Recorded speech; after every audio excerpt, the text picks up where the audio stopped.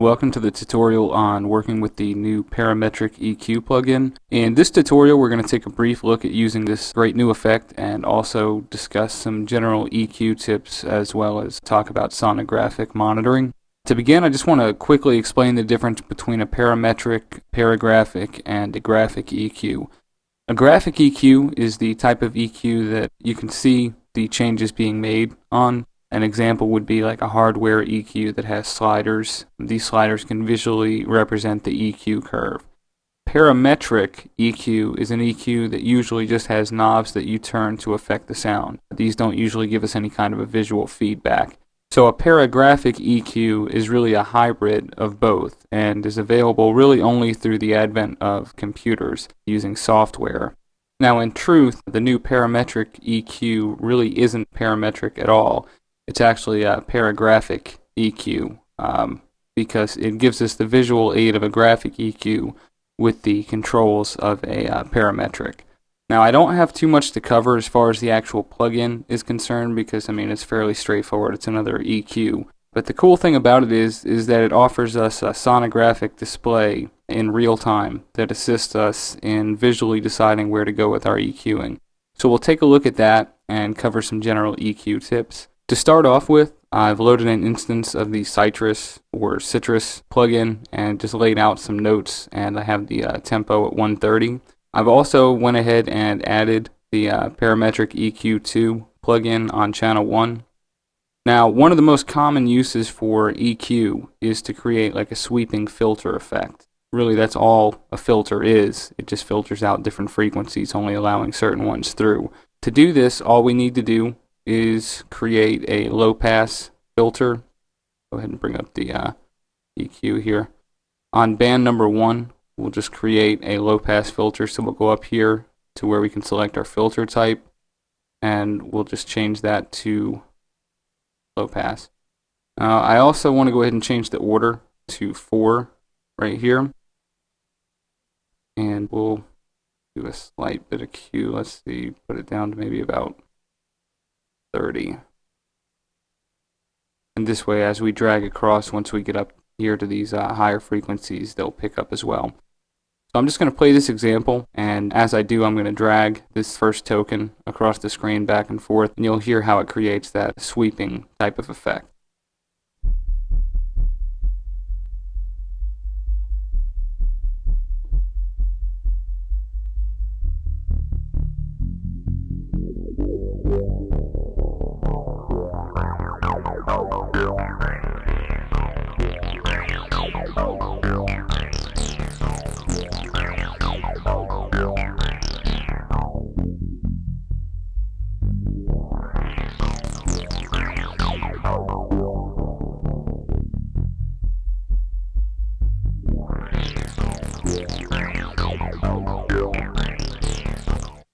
This is a common effect used for many applications, sometimes very apparent and other times it's just barely noticeable. Also keep in mind that the speed with which you drag across is important to the sound. If you're creating a breakdown or a build-up, it's important to flow with the mood of the song, so keep that in mind if you're going to be using automation or if you're going to try to do it manually. Now something else I wanted to point out was cutting and boosting and where and why you should do either one. Like I said, the coolest part about this EQ is the sonograph type display. This shows us precisely what frequencies are being affected and how much. Now there are two ways to go about this. Of course, the number one thing that I want to get across to you is to use your ears as well as your eyes, but use your ears and listen to the sound. Don't just base your decisions off of what you see on the screen, because that's more than likely going to lead you astray. But you could either highlight the frequencies that are the strongest to bring out the elements in the song that are most prominent, or you could accentuate the sounds that are not the strongest, therefore rounding out the sound. But when doing this, I would follow a few simple rules. First, whenever you're working with EQ, a cut is generally better than a boost. When you boost a frequency, you're actually raising the volume and changing the balance. Most of the time, EQ issues are cleared up much more easily by cutting rather than boosting. So when you're working with the Parametric EQ2, you could simply make a cut on the frequencies that are not prominent, therefore making the heavier frequencies more pronounced. The key is to remember that if you're going to try to highlight the frequencies that are already lit up and are coming across very strong, I would say the best way to do it would be not to boost those frequencies, but to just do a cut on all the other frequencies. Since they're already, coming across as louder, then you don't need to boost anything. And then if you're going to do it the other way, I would just maybe do a small boost in the areas that are not lit up as well. And that way you can kind of get more of an even sound all the way across. Now I also want to go ahead and bring in the SpectroMan plugin. Basically, I just want to show you how the SpectroMan spectrometer as well as the parametric EQ work in conjunction. I'm going to go ahead and raise the amp and the scale all the way up so that way you can see what's going on. I'm just going to go and play this back, and you'll notice that the same areas that are lit up here on the EQ are going to be the same ones lit up here on the spectrometer.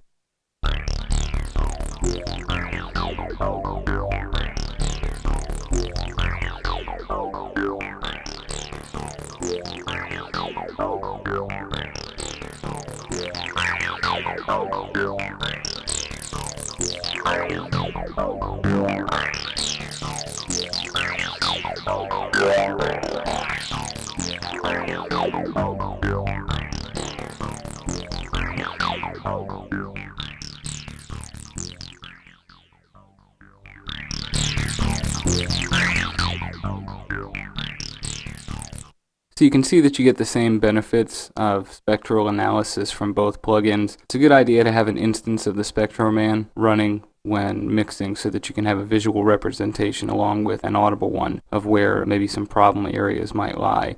And again, this is what I was talking about, using your ears as well as your eyes. Don't rely on just your eyes, because it's not necessarily going to tell you anything. If something sounds bad, it sounds bad. And then finally, I want to make this point about EQ. EQ is not always necessary. In cases where you're using samples or virtual synths, most of the stuff is already set up to sound great or has already been EQ'd in the case of samples. So this means that you don't have to go through and EQ every piece in a song. I've seen people open FL Studio projects and they have an EQ on everything, and then they have an EQ on the master. And not only does this destroy your computer's processing power, but it can also create some serious clashes between instruments. If you got an EQ on everything and you've got 15 tracks going, now you have to keep up with 15 different EQs and make changes. The problem is that when you change one, you're going to affect something else, and pretty soon you'll be running all over trying to correct the problem that was just created by trying to correct another problem.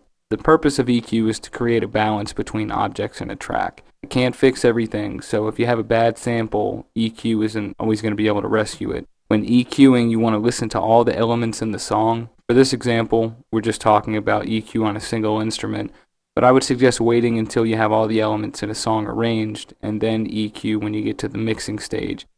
Because you might get an element sounding great on its own, and then it sounds like garbage when it's combined with other elements, and then you're just wasting your time. We'll cover a little bit more about EQ as it relates to, mixing in the mixing tutorial, as it relates to a full track. But again, I want to stress the importance of not overdoing it with an EQ. Just because you have a lot of gain to play with doesn't mean you have to use it. With EQ, generally, less is more. Small, subtle changes are going to be better than large, glaring curves. Take your time with EQ and make changes as you go along. And a lot of what I'm saying, again, can be applied to EQ in general, not just this plugin. And again, we'll cover some more of this stuff about EQ in the mixing tutorial. But that's about it for this plugin. I hope that I was able to provide some information on using EQ as well as the new parametric EQ plugin. So remember to have fun and take your time. And again, let your ears and eyes work together to get the best sound, and I'll see you next time.